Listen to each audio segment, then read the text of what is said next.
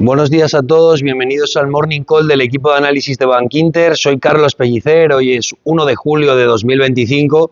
Bueno, como de costumbre hago un breve repaso de la sesión de ayer y más adelante cuáles son las cosas más importantes de la sesión de hoy.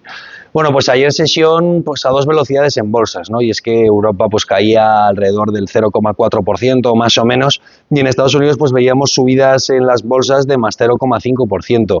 Todo ello para cerrar un trimestre pues con unas subidas que tampoco son excesivas, ¿no? Y es que, por dar alguna referencia, en Europa las bolsas suben en torno al 1% más o menos, y sí que es cierto que en Estados Unidos suben más del 10%, 10,5% para ser exactos, pero cuando tienes en cuenta la depreciación del dólar, pues te das cuenta de que esta revalorización pues es del más 1,5%, más 2% más o menos, ¿no? O sea que tampoco ha habido grandes subidas en el último trimestre, y además son subidas que no parecen tener mucho sentido teniendo en cuenta los riesgos abiertos que hay en mercado ahora mismo.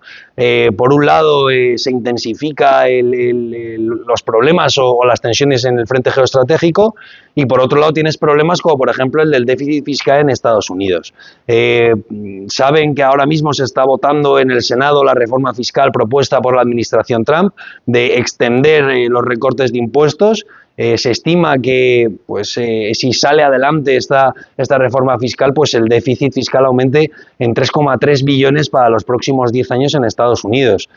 Cabe recordar que la deuda sobre PIB de Estados Unidos está en torno al 125%, o sea que esto sería aumentar el déficit de forma bastante significativa, ¿no? Pero bueno, como digo, el mercado se lo traga todo, y de hecho ayer los bonos pues apenas se movían, ¿no? 4,23% la TIR del T-Note cerró ayer, el bono a 10 años americano, y que si esto lo comparamos con cómo cerró a final de año, pues nos damos cuenta de que han caído 30 puntos básicos y que no parece que el panorama esté mucho mejor que cuando cerramos el año, ¿no? De hecho, tenemos ahora aranceles, inflación, y ahora se suma el tema de la reforma fiscal. Pero bueno, veremos cómo evoluciona, y veremos si el mercado pues sigue tragándoselo todo y si las tires de los bonos siguen dando soporte a las valoraciones de las bolsas, ¿no? Que yo creo que es el catalizador principal que está explicando estas subidas. Para la sesión de hoy, dos referencias principalmente, ¿no? La primera será el panel de política monetaria que tendremos a las 3:30 en Sintra, pues que intervienen en el panel los gobernadores de los principales bancos centrales, interviene Lagarde, interviene también Powell, Ueda, Bailey del Banco de Japón y del Banco de Inglaterra, de forma respectiva.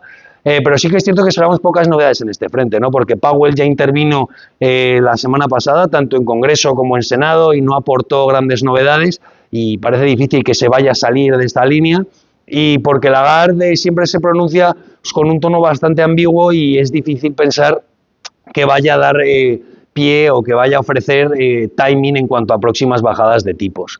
Y la segunda referencia pues será la inflación en Europa. Se espera que repunte una décima hasta el 2,0%, pero sí que es cierto que cuando ves las inflaciones por países de forma individual, tanto Alemania como Italia pues han salido bastante mejores de lo esperado, también ha salido buena en Francia, o sea que es posible que este registro de inflación salga algo mejor de lo que se espera ahora mismo.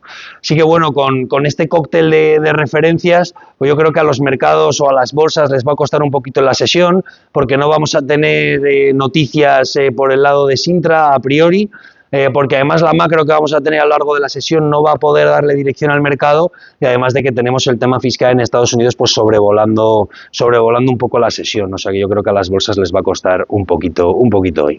Muchas gracias.